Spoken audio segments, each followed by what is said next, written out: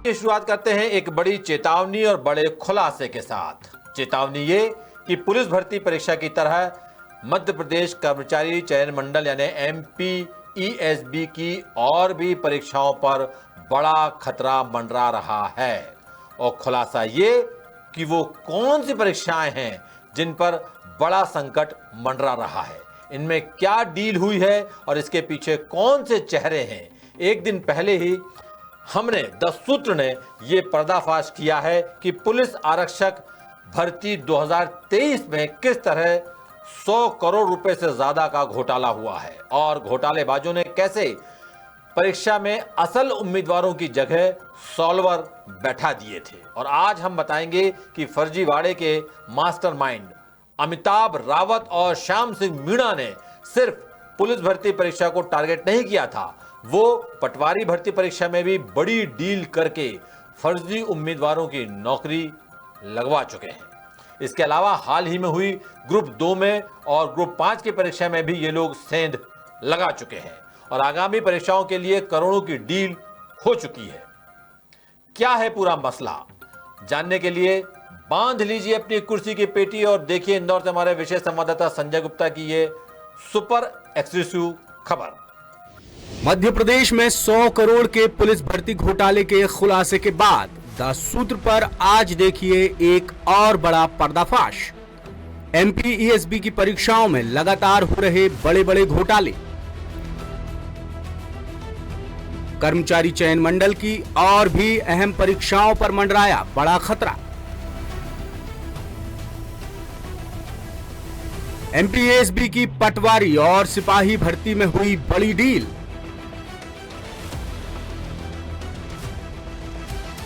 Group 2 और 5 की परीक्षाओं के लिए भी डील कर चुके थे घोटालेबाज।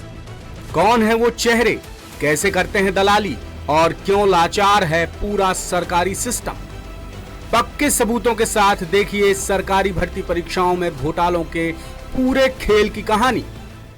ये बात खुद मुख्यमंत्री डॉक्टर मोहन यादव भी स्वीकार कर चुके हैं कि मध्य प्रदेश में 2023 में हुई ESB की पुलिस आरक्षक भर्ती परीक्षा में बड़ा फर्जीवाड़ा हुआ है और वो मामले की कड़ाई से जांच कराकर दोषियों पर सख्त कार्रवाई करने के निर्देश भी दे चुके हैं। पहली बार सिर्फ 10 सूत्र ने खुलासा किया है कि इस भर्ती में 100 करोड़ रुपए से ज्यादा का घोटाला हुआ है।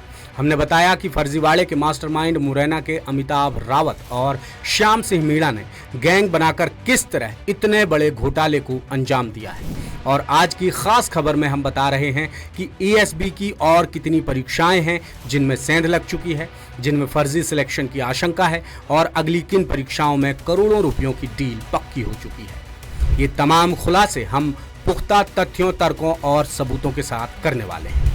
सबसे पहले आपको ESB के ग्रुप 5 की परीक्षाओं में हुई धांधली के बारे में बताते हैं।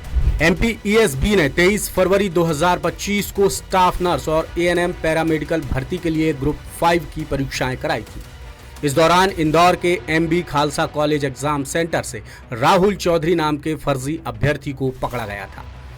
पुलिस के मुताबिक राहुल चौधरी असल उम्मीदवार की जगह सॉल्वर बनकर परीक्षा दे रहा था और इसी दौरान उसकी धरपकड़ की गई थी।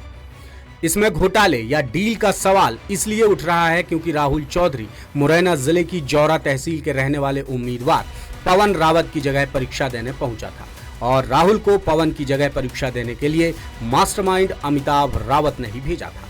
ये वही जौरा है जहां से पटवारी भर्ती परीक्षा में कई टॉपर निकले थे और पुलिस भर्ती में भी जौरा के कई उम्मीदवार सिलेक्ट हुए हैं। अब आपको ESB के ग्रुप 2 की परीक्षाओं के हाल बताते हैं।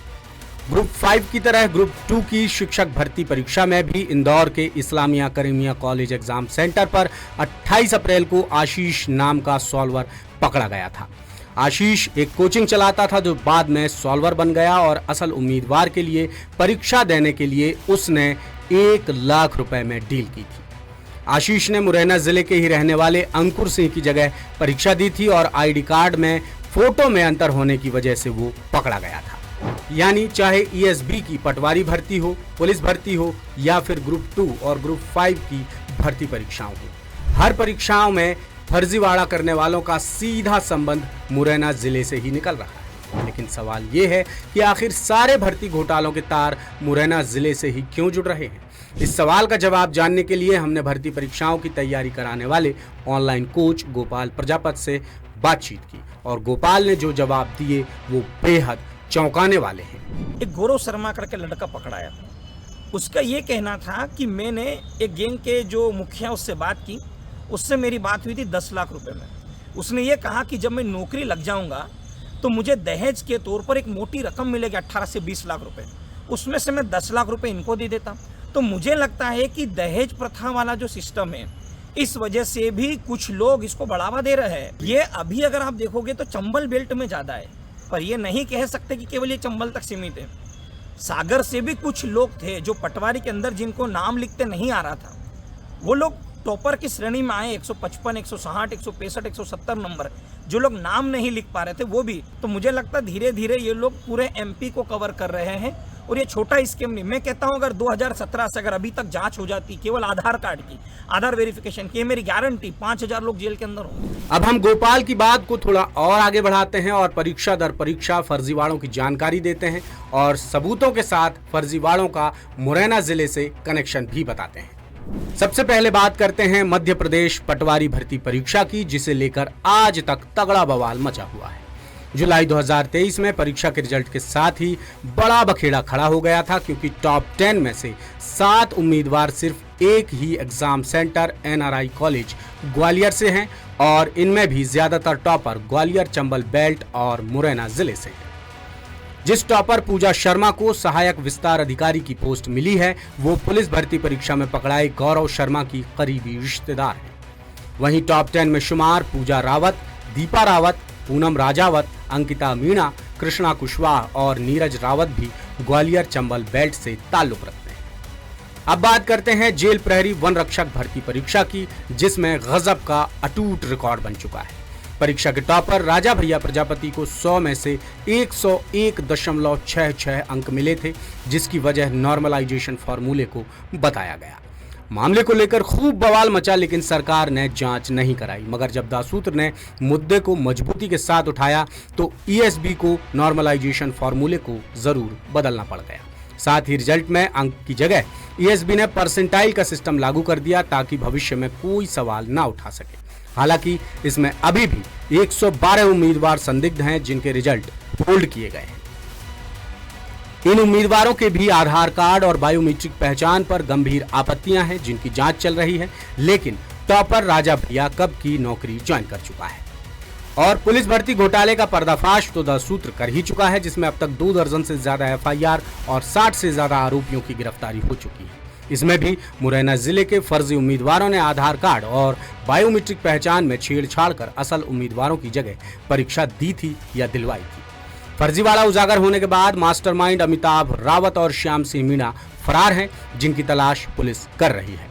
ऐसे में सवाल ये है कि आखिर आधार और बायोमीट्रिक पहचान का दुरुपयोग कैसे हो सकता है और घोटालेबाजों ने इतने मजबूत सरकारी सिक्योरिटी सिस्टम में सेंध कैसे लगा दी? इसका जवाब भी गोपाल प्रजापत दे रहे हैं। व्यापम में इतनी पारदर्शिता नहीं है, इसलिए जो फर्जी गैंग होती है उसके अंदर सेंध करती है और उसके अंदर जाती है। हाल ही में हमने देखा है कि मुरैना से 2 मास्टरमाइंडों के नाम सामने आए, जिसमें अमिताभ रावत, श्याम मीणा का। ये छोटे मास्टरमाइंड नहीं है, ये अभी से काम नहीं कर रहे, ये काफ़ी लंबे समय से काम कर रहे हैं और इनके ऊपर 10-10 हज़ार रुपये का इनाम भी मध्य प्रदेश शासन ने रखा है, पर अभी तक ये लोग पकड़ में नहीं आए। मुझे लगता है कि अगर ये पकड़ में आएंगे तो ये फर्जीवाड़ा कुछ 50-60 लोगों तक सीमित नहीं रहेगा। मुझे जितनी जानकारी मिली है इसके अंदर ये आंकड़ा 300 से 400 के करीब जाएगा। ओके, तो ये क्या एक ही परीक्षा सीमित है सिपाही भर्ती? नहीं, ये एक परीक्षा सीमित नहीं है, ये गलत है। ये एक परीक्षा में सीमित नहीं है। आप वर्ग 1 का एग्जाम उठा के देखो जो पिछले साल हुआ है, उसके अंदर भी इस गैंग ने काम किया है। और हाल ही में वर्ग 2 का जो एग्जाम हुआ है उसके अंदर भी एक बिहार का सोल्वर पकड़ाया गया। मुरैना के एक लड़के का एग्जाम देने आया था मैथ सब्जेक्ट का, तो वर्ग 2 में भी इसके अंदर फर्जीवाड़ा हुआ है। और वर्ग 3 का तो पेपर लीक हो चुका था, पेपर बाहर आ चुका था और यही गैंग थी उस समय भी सक्रिय, या इन्हीं के लोग थे या इन्हीं के माध्यम से लोग करवा रहे थे।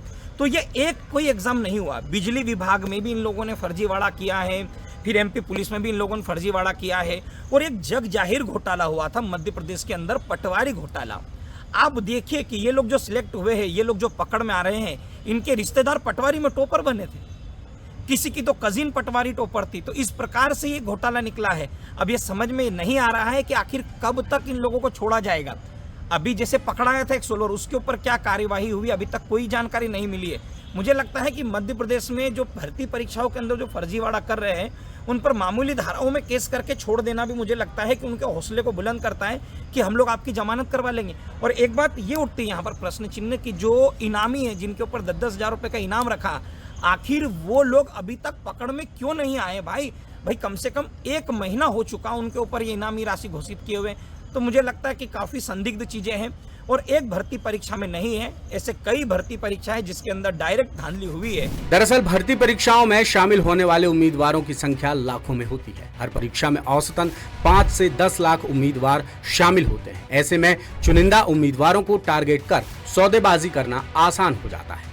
अब आते हैं फर्जीवाड़ों के तरीकों पर। तो एक्सपर्ट्स बताते हैं कि भर्ती परीक्षाओं में घोटाले को अंजाम देने के लिए 2 तरीके हैं। पहला परंपरागत, जैसा पीएमटी घोटाले के वक्त से चलता आ रहा है, और दूसरा असल उम्मीदवार की जगह सॉल्वर को बैठाना, जैसा पुलिस भर्ती परीक्षा में हुआ है। देखो, सबसे पहला आधार तो बनाया है इन्होंने आधार कार्ड, बायोमेट्रिक में अपना थंब चेंज करके, फोटो चेंज करके फर्जी सोल्वर को बिठाना। दूसरा मामला जो है सर्वर का है। व्यापम का सर्वर हैक होता है, व्यापम का सर्वर हैक होता है, व्यापम का सर्वर हैक होता है। और ये हमने देखा है, वर्ग 3 का पूरा पेपर बाहर आ गया था। जब व्यापम के ऊपर एलिगेशन लगाए तो उस समय हमारे माननीय गृह मंत्री जी थे, उन्होंने आके कहा कि सर्वर में छेड़खानी की वजह से ही हुआ। राजा भैया जैसे लोग, जो पटवारी के जो टॉपर बने थे, एनआरआई वाले, एनआरआई कॉलेज वाले, ये सेंटर से जुगाड़ थी। ये क्या करते हैं, केंद्र पे जुगाड़ करते हैं, वहां पर पूरा सिस्टम जमाते हैं और फिर इन लोगों को अलग से चीटिंग करवाई जाती है। अन्यथा उनकी सीडीआर फाइल वगैरह वो जारी कर देते, भाई किस क्वेश्चन में कितना समय लगा। तो सबसे बड़ा सेंटर का रोल भी अदा हो रहा है यहाँ पर।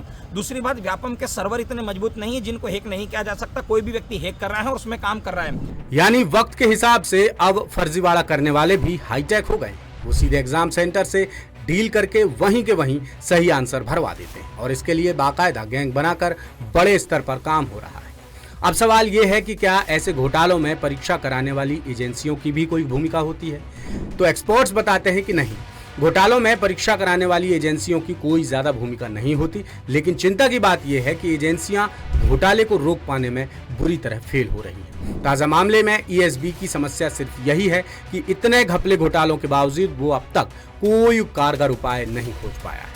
हालांकि पुलिस भर्ती घोटाले के बाद कुछ हद तक ईएसबी की आंखें खुल गई हैं और वो जल्द ही परीक्षाओं में नया सिक्योरिटी फीचर लॉन्च करने वाला है, जिसका खुलासा द सूत्र ने हाल ही में किया है। अब द सूत्र सरकार और परीक्षा एजेंसियों का ध्यान एक और बेहद अहम मसले की तरफ खींचना चाहता है। एक्सपर्ट से गंभीर विचार विमर्श के बाद हम कुछ सुझाव लेकर आए हैं जो भविष्य के लिहाज से बेहद कारगर साबित हो सकते हैं। जैसे अगर ईएसबी पुलिस भर्ती परीक्षा में चयनित उम्मीदवारों के एरिया देखकर उनकी ही जांच करा ले तो कई संदिग्ध पकड़ में आ जाएंगे। द सूत्र ये बिल्कुल नहीं कहता कि पूरी ईमानदारी और कड़ी मेहनत से पास होने वाले उम्मीदवारों की संख्या कम है या नहीं है, लेकिन ये भी 100% सच है कि फर्जीवाड़े में क्षेत्र विशेष के लोग ही शामिल हैं। ईएसबी को खास तौर पर मुरैना जिले के जौरा और सबलगढ़ समेत ग्वालियर, भिंड और श्योपुर के उम्मीदवारों की जांच जरूर करानी चाहिए और इनमें भी रावत, मीणा, जाटव जैसी कैटेगरी के उम्मीदवारों के रिजल्ट और पुराने रिकॉर्ड्स की पड़ताल तो होनी ही चाहिए। इन सुझावों पर अमल करना इसलिए भी जरूरी है ताकि ईमानदार, मेहनती और काबिल उम्मीदवारों को उनका वाजिब हक मिल सके। और करोड़ों करोड़ों नौजवानों, लाखों लाखों परिवारों से जुड़े इसी बेहद संवेदनशील मुद्दे से जुड़ा हमारा आज का सवाल भी है कि क्या सरकारी भर्ती परीक्षाओं में धांधली रोकने के लिए क्या कदम सरकार को उठाने चाहिए? आपके पास विकल्प है। पहला विकल्प है आरोपियों को कड़ी से कड़ी सजा मिलनी चाहिए। दूसरा विकल्प है आधुनिकतम तकनीक की मदद ली जानी चाहिए और तीसरा है हर परीक्षा में नया सिक्योरिटी फीचर होना चाहिए। इस सवाल का जवाब आप हमारे तमाम डिजिटल मीडिया प्लेटफॉर्म्स पर जाकर दे सकते हैं और अगर अपनी बात लिखना चाहते हैं तो लिख भी सकते हैं, हम तक अपनी बात पहुंचा सकते हैं। लेटेस्ट, इन्वेस्टिगेटिव और इन डेप्थ खबरें देखने के लिए ज्वाइन कीजिए द सूत्र का व्हाट्सएप चैनल, सब्सक्राइब कीजिए यूट्यूब चैनल, लाइक कीजिए फेसबुक पेज और पढ़ते रहिए वेबसाइट www.daसूत्र.com।